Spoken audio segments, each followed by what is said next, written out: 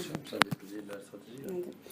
Donc, je commencerai déjà par te demander comment tu définirais, toi, l'expérience collaborateur au sein du groupe Estée Lauder, dans ton quotidien. Voilà, comment tu définirais L'expérience collaborative. Oui. Sachant que je te donne collaborateur. L'expérience collaborateur, je te donne la définition selon les auteurs. C'est l'expérience collaborateur, c'est l'ensemble des interactions et expériences vécues par un collaborateur au sein de l'entreprise dans les moments clés de son parcours, son quotidien professionnel depuis le moment où il est recruté jusqu'à son départ de l'entreprise. C'est la somme des ressentis du salarié vis-à-vis de sa situation de travail, dans le travail et au travail. D'accord. Comment tu définirais? C'est plus sur le ressenti. C'est le ressenti, il y a le ressenti et il y a ce que tu vis au quotidien en tant que collaborateur. Et toi particulièrement, toi tu as la tête. On parle de France, oui, donc c'est France. Question de ressenti.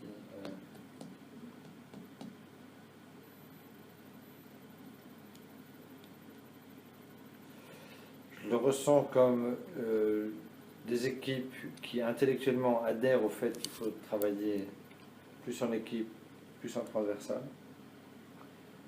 mais qui ont du mal à voir comment ça se passe concrètement dans une organisation qui est quand même encore très gérée par la marque. Il le sera. Hein? D'accord. Donc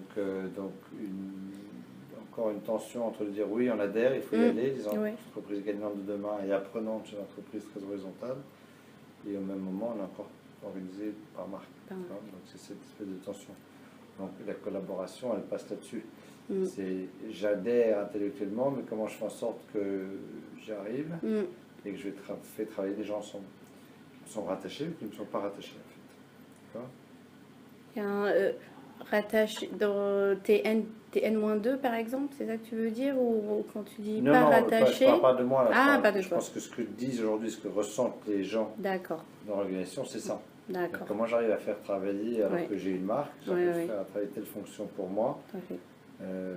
Quand je suis Darphin et que je ne pèse pas grand chose, comment je fais travailler l'équipe online pour moi alors qu'ils s'occupent sur Claude et Clinique qui font gros du chiffre. Non. Et toi, en étant à la tête du groupe, comment combler ça ou comment faire en sorte qu'il y ait plus de liens peut-être Alors, je pense que c'est très différent pour les petites marques et pour les grandes marques. D'accord. Les grandes marques aujourd'hui, elles ont un peu du mal d'un point de vue business, c'est les petites marques qui donnent la croissance. Et donc les grandes marques doivent essayer de voir où on peut mutualiser les efforts pour dégager de l'argent, pour renforcer les efforts de marque. Là, ils sont plus nécessaires. D'accord. Donc ça veut dire comment je vais m'appuyer sur telle ou telle autre marque, telle ou telle fonction, où je peux mutualiser des choses qui vont me dégager de l'argent et me mettre là où vraiment, je veux dire comment tu peux le faire. Donc dans la désirabilité de la marque, en gros. D'accord. C'est pas Origins qui va faire en sorte que le Lauder est désirable. Par contre, c'est les moyens de Lauder qui vont faire en sorte que la marque est plus désirable. D'accord. Sur l'expérience au point de vente, sur le social media, sur l'expression des nouveautés, sur toutes ces choses-là. Pour pouvoir faire ça plus, il faut dégager des moyens. Et donc, dans quel domaine, pas forcément visible pour le consommateur, je peux jouer la force et la synergie et la mutualisation. D'accord. Là, c'est les grandes marques. Les petites marques ont la frustration d'être petites et la force de l'agilité des petites marques.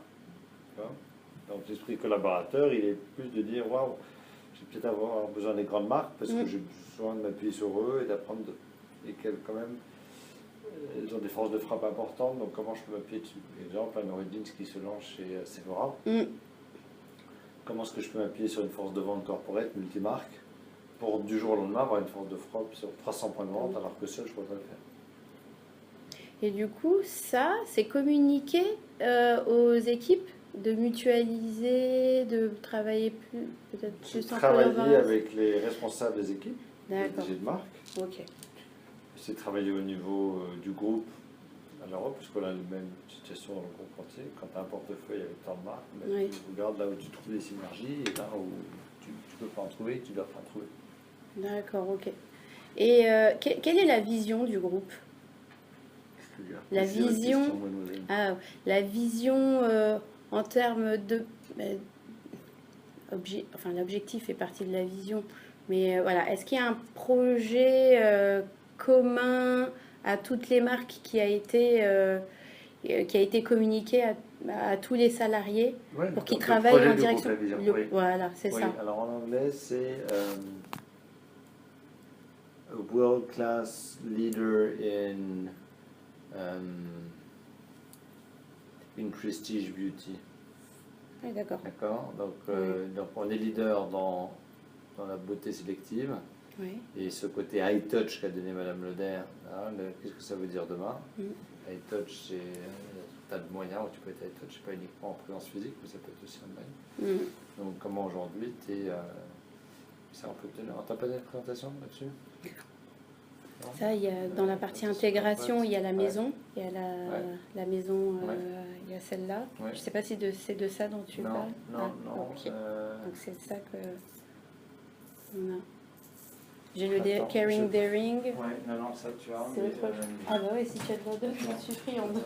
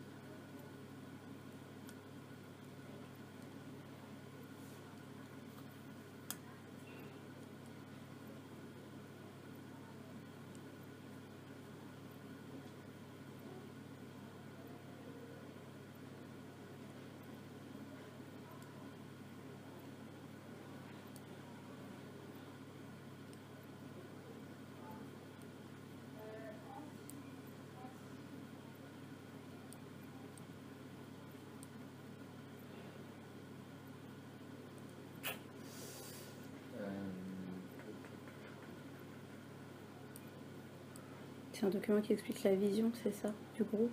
Ouais, peut-être. Attends, c'est pas le site.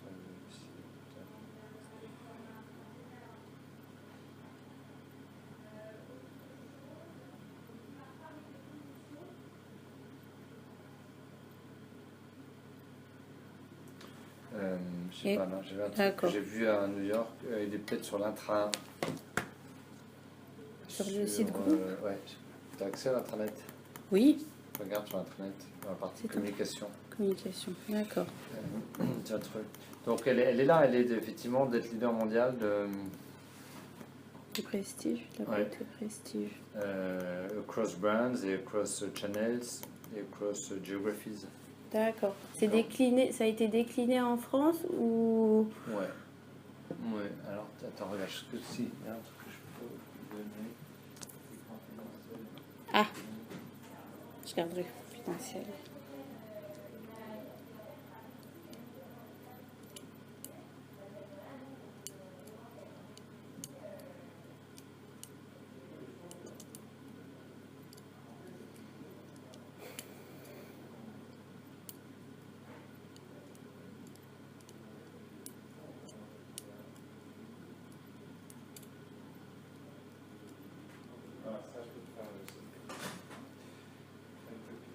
Ok.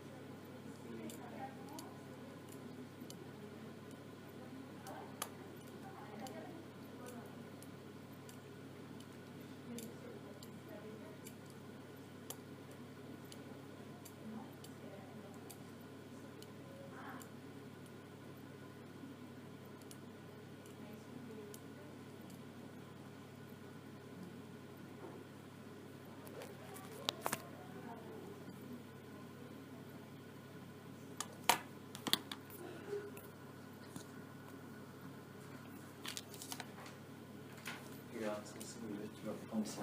Ah, super. Donc tu as la vision ici, tu vois, c'est le jour qui se passe comme ça. Donc tu as la vision ici, la mission, d'accord? The Global Deal in Prestige Beauty, World Diversified Brand Building Powerhouse. D'accord? Ça c'est la mission qui n'a pas changé. Ça, je ne suis pas sûr que ça t'intéresse.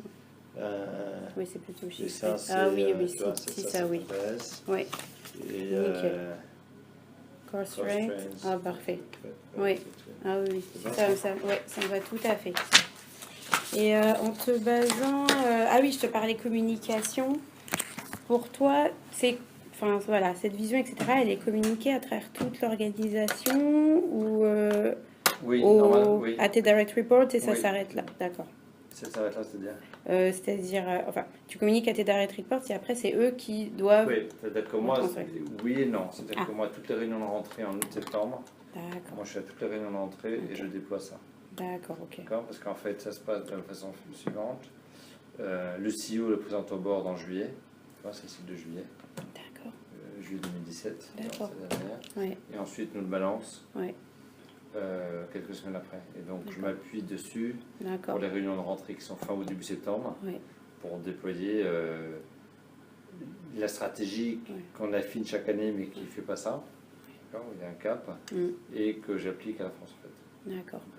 Et tu vois, en discutant avec un certain nombre de collaborateurs, il y a un certain nombre qui m'ont dit oui, un des objectifs de la vision ici en France, c'est d'être numéro 3.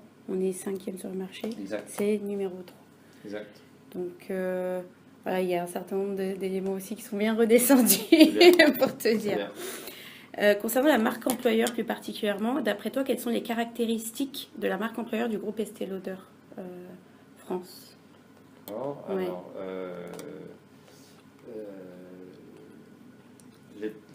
Les talents. Et les talents, c'est à la fois les expertises et l'état d'esprit. Très américain, l'état d'esprit, positif, en avance. 2, l'esprit de famille. Et 3, les marques. Le portefeuille de marque. Le portefeuille de marque. Et comment, on a discuté tout à l'heure de rendre la marque employeur peut-être un peu plus impactante. Comment, d'après toi, elle pourrait l'être? Ça se vit. Ça se vit d'abord et ensuite ça communique sur ce que tu vis. Oui. Mais tu ne communiques pas sur une coquille vide. Donc c'est l'exemple que tu donnes en tant que patron, en tant que leadership team et dans toute l'organisation. Donc c'est les expériences que tu vis et que tu partages. Donc ça ne se décrète pas, je trouve. Donc il faut le vivre, il faut le ressentir. Et il faut walk the talk, comme les Américains. Donc il faut dire ce que tu fais et faire ce que tu dis. Et quand tu le fais et que tu progresses, il faut communiquer. Mais il faut que ce soit partagé par tout le monde. C'est-à-dire qu'il ne faut pas qu'il y ait trop de dissonance. Tu peux ne pas être en accord, mais il faut, sur les grandes valeurs de la marque employeur, il faut être en harmonie. Les gens qui ne sont pas en harmonie avec ça, il faut qu'ils prennent leurs décisions. Tu vois mais il y a une vague de fond qui est les valeurs du groupe, le portefeuille, les talents, les valeurs familiales, le côté américain. Donc tu as vu les piliers de la maison. D'accord. Et derrière, tu le fais vivre au quotidien par les marques, par les fonctions, parce que tu vis, parce que ce qu'on fait nous, tu vois, on dit inspiration, c'est les collègues, c'est quand on se retrouve, c'est la manière dont on se dit bonjour dans le couloir, c'est le côté positif, comment on prend soin des gens, comment on réagit quand il y a des attaques terroristes, comment on est gratifiant vis-à-vis des gens, comment tout ça, tu le vis avec cet état d'esprit que tu as écrit un jour sur un papier, que tu as hérité un jour d'une famille.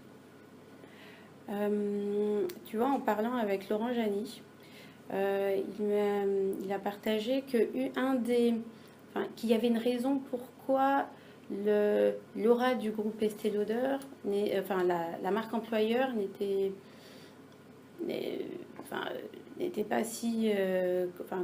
que le groupe n'était pas si connu, que c'était une volonté aussi du groupe de rester un peu dans dans l'ombre quelque part et de mettre en avant les marques. Est-ce que tu es d'accord avec ça? Est-ce que c'est toujours le cas? Il y a deux choses. Il y a le fait qu'il y a une marque qui s'appelle Estée Lauder, qui est aussi la marque éponyme du groupe. Oui. Bon, tu as un contre-exemple qui s'appelle L'Oréal, mais c'est pas L'Oréal, c'est L'Oréal Paris, très différent de L'Oréal, groupe L'Oréal.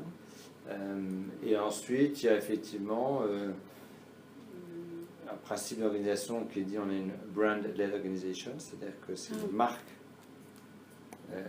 qui ont le pouvoir de décision et que qui dit les marques, on veut les laisser relativement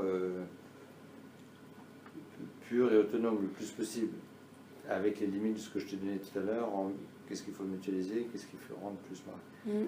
Donc, on veut pas forcément montrer qu'on est le numéro 1 mondial. Il y a des moments où on veut le montrer. Oui.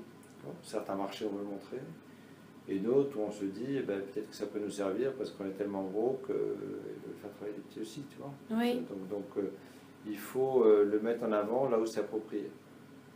Quand tu travailles avec un retailer et que tu t'appelles Sephora et que tu te retrouves juste face à une toute petite marque et une marque, où tu te retrouves avec un groupe avec lequel tu peux être en partenariat et tu peux travailler le soin, le maquillage, le capillaire, l'homme, la femme, la fragrance et tout, tu dis bon ok, là je rentre dans une relation qui est plus profonde, plus pérenne, parce que c'est un partenaire à long terme, parce qu'il a le portefeuille pour le faire. Donc là, c'est différent. Pour le consommateur, il n'a pas besoin de savoir. Qui a besoin de savoir? Les étudiants comme toi, quand ils sortent d'école, de dire tiens, ça c'est un groupe qui m'intéresse, j'ai des talents. Exactement. Mais pour le consommateur, ce dont il a besoin de savoir, c'est peut-être éventuellement derrière le groupe Lauder, il y a une famille, tu vois, il y a des articles, j'essaie de faire beaucoup dans la presse, il y en a un qui est apparu avec Léonard Lauder, dans les Échos, tu as peut-être vu il y a 3 semaines. C'est pour montrer que derrière ce groupe, il y a une famille qui est présente, qui est entrepreneuriale, qui fait des valeurs, qu'on transmet. Donc voilà, c'est pas blanc et noir la réponse là-dessus. En fonction de ta cible, il y a des moments, c'est important de le dire. Il y a des moments où c'est pas nécessaire.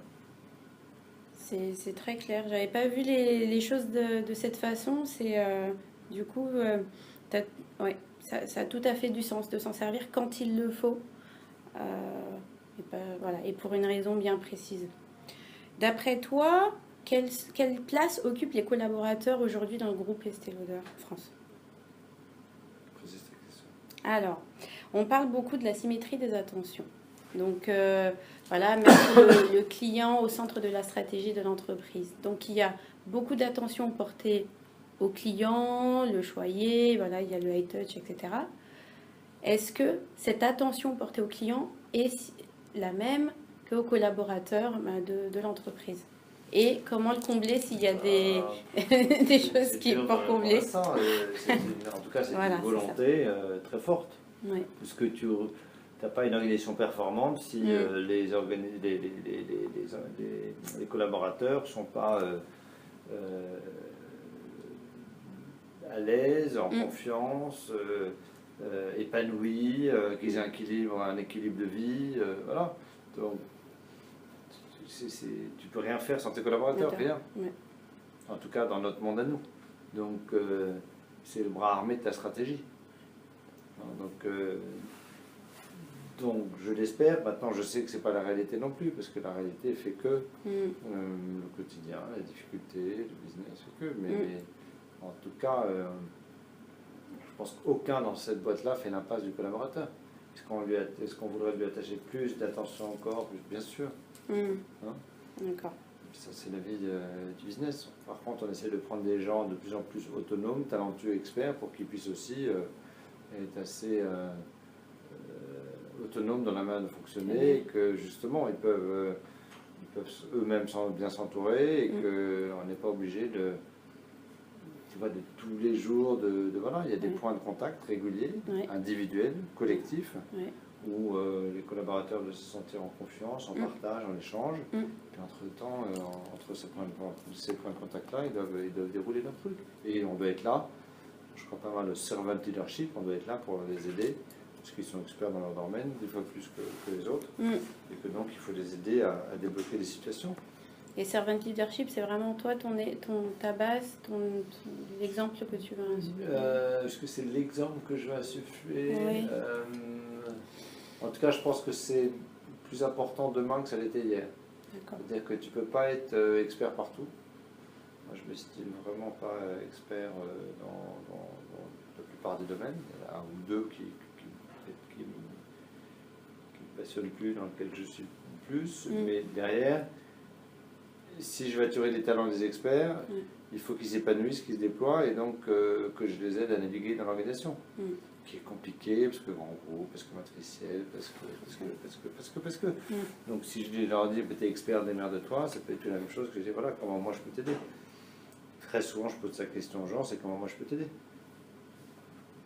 Parce que je peux faire jouer tu vois, mon expérience dans le groupe au service de leur expertise. Et je leur pose des questions. Mais j'arrive. Très rarement, je n'ai pas la solution. L'objectif, c'est de créer le terreau et l'environnement qui leur fait trouver la solution. Et quand ils sont coincés, de les décoincer. Donc, je pense que c'est nécessaire demain. Oui, d'accord. Donc, c'est une forme de servant leadership. Et d'après toi, qui relaie le plus et le mieux en interne la marque employeur pour favoriser une expérience collaborateur réussie? Oui. D'après toi, quelle personne, singulier ou pluriel, favorise l'expérience collaborateur réussie? Après, j'ai quelques exemples si ça peut t'aider. Je pense au manager direct, je pense à toi, comme tu es le PDG, forcément, tu donnes l'exemple. Le comité de direction, il donne l'exemple. Donc, si tu sais, moi j'ai une expression qui dit si le poisson il pue d'abord par la tête. D'accord, quand un poisson pourri est pourri, c'est par la tête que ça commence. Donc si la tête sent mauvais, que ça ne fonctionne pas, reste suit. Donc forcément l'impulsion, l'état d'esprit, parce que les gens regardent, les gens sont très respectueux de la hiérarchie, donc regarde l'état d'esprit dans lequel tu es, tu as une valeur d'exemple énorme. En tant que patron, tu es très observé. En tant que comité de direction, tu es observé la manière dont tu fonctionnes. Comment tu règles les difficultés, donc ça démarre par là. Maintenant, je pense qu'il y a des organisations, il y a des tensions, et c'est comment tu les fais vivre. C'est-à-dire que comment les jeunes talents et la génération qui rentre aujourd'hui, de millennials, qui a des personnalités fortes, qui s'expriment, tu les laisses exprimer, justement, pour que ça fasse un équilibre, et pas qu'on les étouffe avec nos deux principes has-been, tu vois. Mais de dire, voilà nos valeurs, voilà ce qu'on veut faire, et comment on y arrive ensemble, avec l'expérience d'un côté, le recul, votre expertise, votre fou, tu vois, c'est ça ce qui fonctionne, c'est cette alchimie. Donc laisser place à cet équilibre et d'avoir une organisation beaucoup plus ligne et horizontale, basée sur des expertises. Et je viens chercher des ressources d'expertise plutôt qu'une pyramidale qui finit. Pyramide, il n'y a plus qu'en Égypte où ça existe, c'est des combos. Et je rebondis sur un mot que tu as dit, millennials.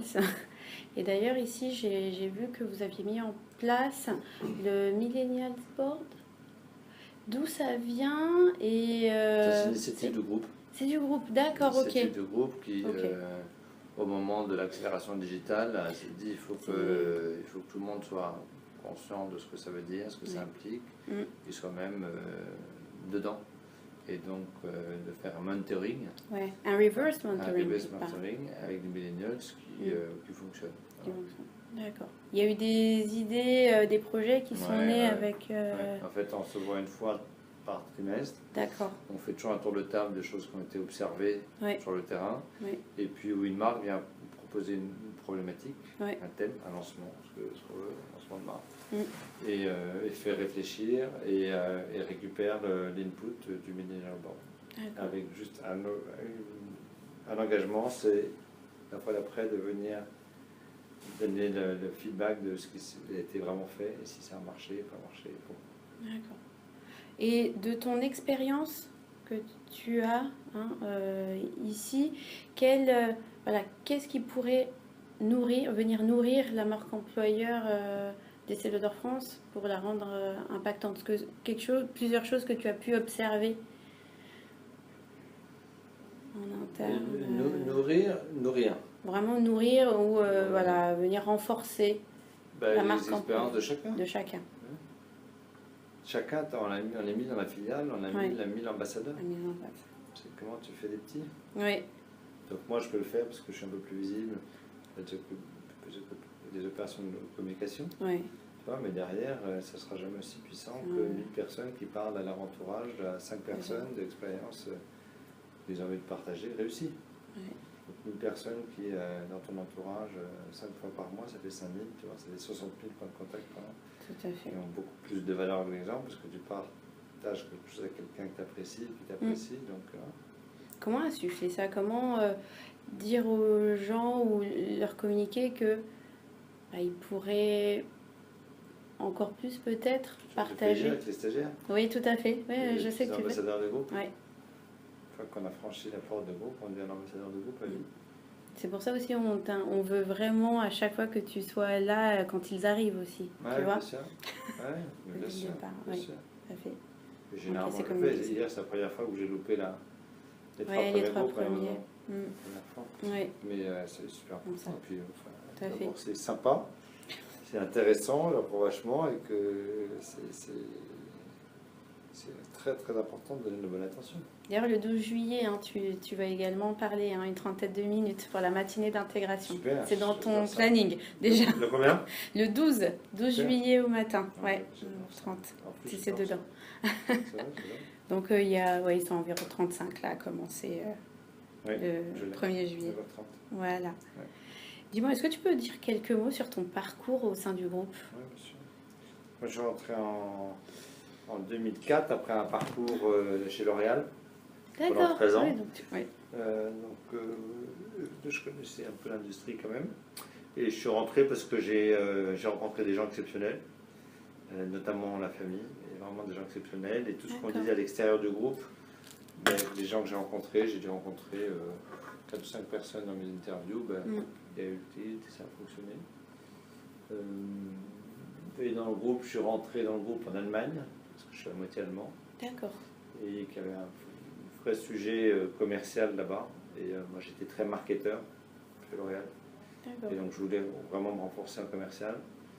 Et puis, je suis rentré dans le groupe. J'ai dit à ma femme, on part en Allemagne. Il y a déjà eu 3 patrons en 18 mois. Peut-être qu'on rentre dans 2 mois, mais on va prendre le risque. Et j'ai adoré cette expérience, parce que c'était une expérience de retournement, effectivement, avec beaucoup de commercial. D'accord. Qui s'est bien passé. Donc, on m'a proposé un job à l'Europe.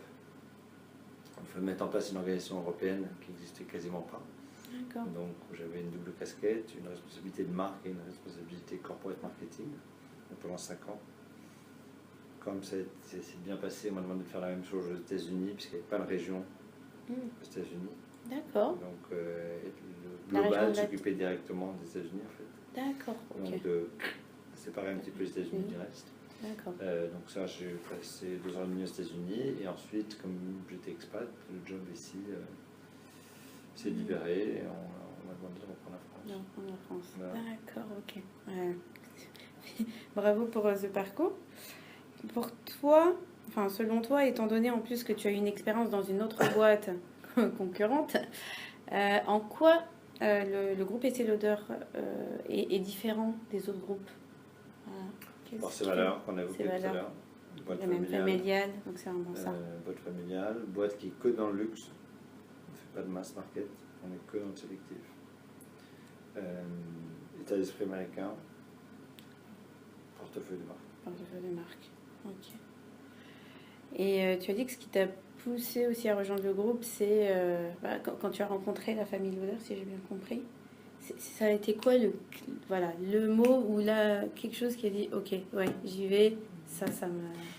Il y a quelque chose de. Visionnaire, entrepreneur, généreux. Wow, ok. Et d'après toi, comment tu vois le rôle du manager de proximité sur ce thème de marque employeur, expérience collaborateur?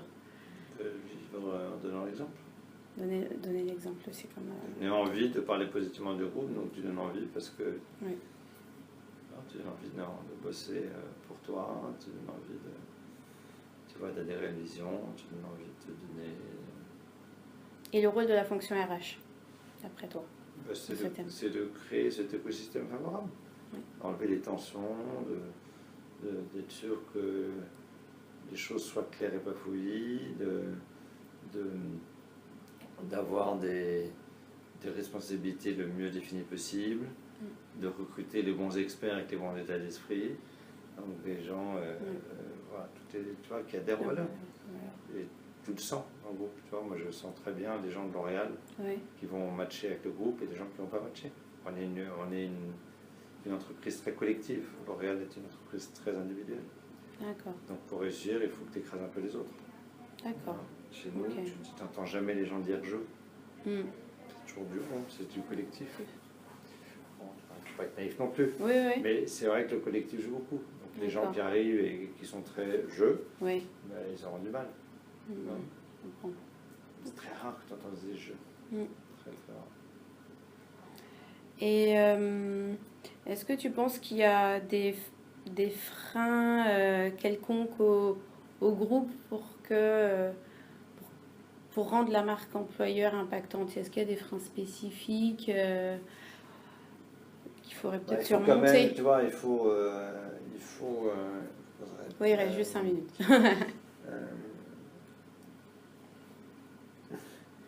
À nouveau, pareil, le poisson est plus par la tête. Tu vois, donc il faut qu'on ne peut pas être complètement désolidarisé du groupe. Oui.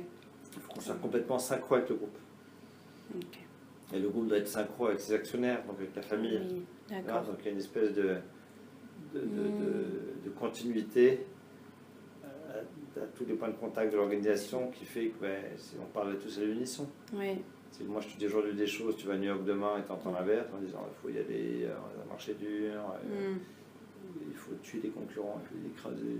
C'est la même chose si moi je te dis le marché grandit, il y a de la place pour tout le monde, tu vois. D'accord. Donc ça c'est vachement important. Qu'on parle à l'unisson. Oui.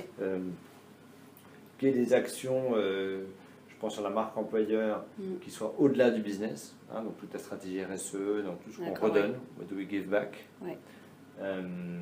Que les gens puissent bouger de marque. Avant on avait peu de marques, les gens restaient 15, 20, 30, 35 ans dans leur marque. Là aujourd'hui, si tu passes de L'Oder à Kilian, à Too Faced, tu dis waouh, une marque tellement extraordinaire que tu deviens ambassadeur de 3 marques tout d'un coup. Oui.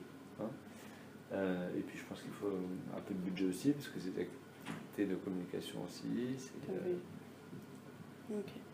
Dis-moi, j'arrive à la fin de mes questions. Est-ce qu'il y a quelque chose que tu voudrais partager avec moi en particulier sur ce thème-là? Tu penses peut-être qu'on n'a pas abordé et qui est important? Tu vas nous aider là-dessus? J'aimerais beaucoup travailler là-dessus. Ça, c'est déjà avec mon mémoire ou faire quelques préconisations. Mais je sais, j'ai ouï dire qu'il y a déjà quelques activités là-dessus, avec notamment le lancement de ILC France. Mais c'est clair, si vous avez un projet là-dessus, moi je me positionne, il n'y a pas de problème. Non, mais je suis vraiment passionnée. Comment tu peux nous aider, toi? Comment tu peux, toi, être ambassadeur du groupe? Moi, être ambassadeur du groupe, déjà au sein de mon école et de mon université, j'ai déjà fait le job, crois-moi. Ils connaissent tous le groupe et ils ont découvert, ils ont réalisé le nombre de marques qu'il y a derrière. Et je leur parle également des valeurs, etc., dans mon entourage, évidemment. Sur les réseaux sociaux, je le fais, mais pas de manière très intensive. Voilà. Après, c'est aussi lié à mon perso aussi. C'est que moi, je suis ici en court terme. Et ça, c'est un challenge aussi du groupe. Il y a pas mal de personnes qui sont là en CDD ou voilà. Et c'est comment faire pour que la joie, la passion qu'ils ont à rejoindre le groupe perdure après. Donc ça aussi, c'est un point que je vais étudier dans mon mémoire. Et c'est clair que vu l'expérience que j'ai eue ici, j'en parlerai de manière très très favorable. Et je ne sais pas si tu es au courant, mais non, dis-moi. Happy Trainee, on a lancé le label Happy Trainee pour les stagiaires alternants. Tu te souviens? Non, je pense que Sidonie de ton Dis-moi. C'est un label, c'est comme le Great Place to Work, mais spécifique pour les stagiaires alternants. D'accord. Donc là, j'ai lancé le questionnaire et je commence déjà à recevoir des feedbacks. Oui, je pourrais te faire un point, tu vois, des statistiques. Les chiffres sont déjà très bons. On était à la France à pratiquement 90% de recommandations. Et comme le label, il est basé aussi sur le taux de recommandation, c'est bien. Par contre, ce qui est intéressant, c'est la différence qu'il y a entre Estée Lauder France et Estée Lauder Europe. À l'Europe, le taux de recommandation est un peu moins élevé. Mais bon, là on est au début de... Et à combien? Ils sont à 70, 75 je crois, %. La dernière fois que j'ai checké, donc c'était la semaine dernière. 75% de recommandations sur la population stagiaire alternante seulement. C'est à 75 et nous on était à 90. Donc il y a une petite différence. Grosse différence. Bah, oui, je voulais être politiquement correcte. Tu finis quand ton mémoire? Je dois le finir en août. Donc si tu Et toi, en t'es as jusqu'à besoin... quand? Moi, je suis là jusqu'en juillet. Jusqu'au Juillet compris 31 juillet. Ah, tu fais 7 mois, toi. Non, j'ai fait 1 an. Je suis arrivée en août. L'année dernière. Mais Je suis arrivée en août. Je suis là depuis août 2017. Ah oui, ça passe extrêmement vite. C'est vrai. Et du coup, je recommence là. Je commence doucement à chercher du travail. Ouais, RH. Tant que généraliste. Jusqu'à fin juillet, d'accord. Voilà, je suis là jusqu'à fin juillet. Ah, et d'ailleurs, je voulais te dire, tu sais, hier, pour la présentation du challenge, tu étais intéressé par Expli. Tu nous as posé une question. Bien. Si tu as besoin que je montre à quelqu'un comment fonctionne l'outil, dis-moi, hein, parce que je suis devenue Écoute, experte avec ça. Je sais pas, Voilà. je vais réfléchir. Bah, tu réfléchis et tu me dis. Ah, c'est vachement Parce que je l'ai utilisé en fait pour pas mal de travaux à l'université. Mais tu vois, Donc, peut-être du qu'un coup, je truc l'ai comme fait. ça, il faut communiquer. Ouais. Il faut le mettre Bah, pourquoi pas Sur une sur plateforme. ILC exactement. Peut-être, pourquoi En pas. disant, certains en rue veulent utiliser l'outil, je donne un petit cours pour ceux qui veulent. Tu vois. Ah, ce genre de choses, d'accord. Ouais. Ah, mais c'est une bonne idée. Bah écoute, je sais pas qui va gérer la plateforme, je pourrais en parler à la personne pour voir comment... On trouve comment. Mais ouais, typiquement le genre de choses Ouais. qu'il faut transmettre, tu vois. D'accord. Bah, je pourrais. Hein. Et là, j'ai utilisé la version gratuite parce que voilà. Mais sinon, il y a la version un peu plus, encore plus complète. Il faut payer, je sais pas, 25 €. Bonjour. Bonjour. Bah, si tu as un nom à me donner. Si tu as un nom.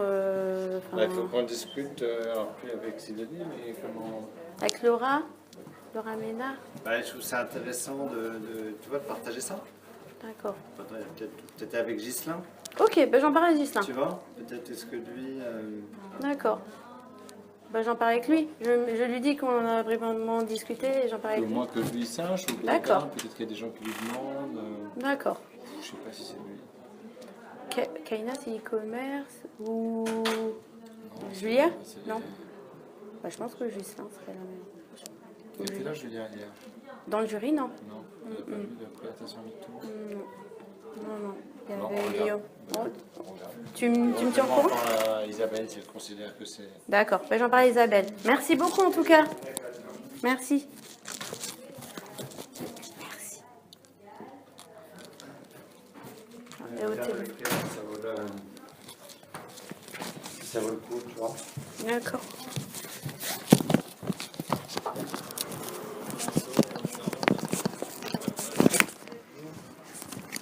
Bonjour. À plus tard. Ah, ils n'ont pas entendu.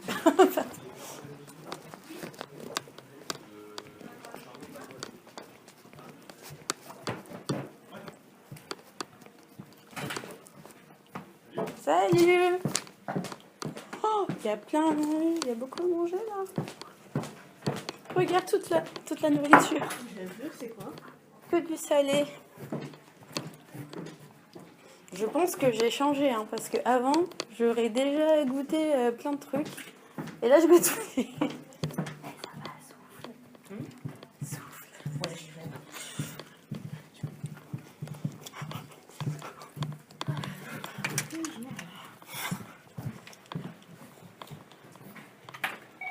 Ah, mais dis donc. Oui, en plus. Tu n'as qu'à partir d'où? Allô? Oui. C'est moi.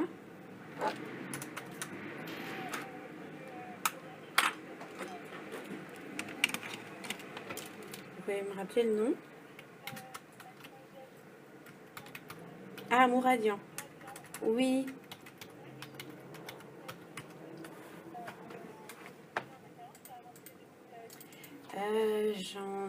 Oui, notamment en communication. J'ai par exemple une alternance en chargée de communication, CE. Et par contre, la spécificité, c'est qu'on a des contraintes budgétaires qui font qu'au niveau de la formation, il faut que ça soit en contrat d'apprentissage ou que ça ne dépasse pas 10 € de l'heure. Je ne sais pas si vous avez ce cas-là. D'accord. Ok.